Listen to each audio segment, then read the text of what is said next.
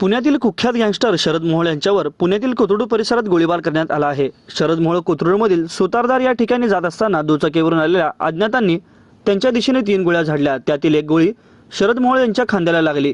गंभीर जखमी झालेल्या शरद मोहोळवर कोथरूडमधील खासगी रुग्णालयात उपचार सुरू असून उपचारादरम्यान शरद मोहोळ यांचा मृत्यू झाल्याची माहिती समोर आली आहे।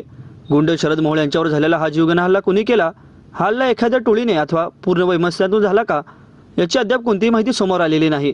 पोलीस या घटनेचा कसून तपास करत असून शुक्रवारी भर दुपारी कोथरूडमध्ये दुपारी 1:30 वाजण्याच्या सुमारास हा संपूर्ण प्रकार घडला। गोळ्या झाडल्यानंतर आरोपी पसार झाले आहेत।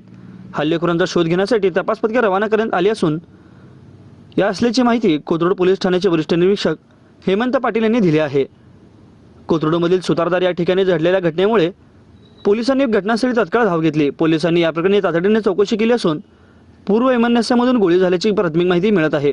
गोळीबार झाल्यानंतर कोथरूड परिसरात भीतीचे वातावरण निर्माण झाले आहे।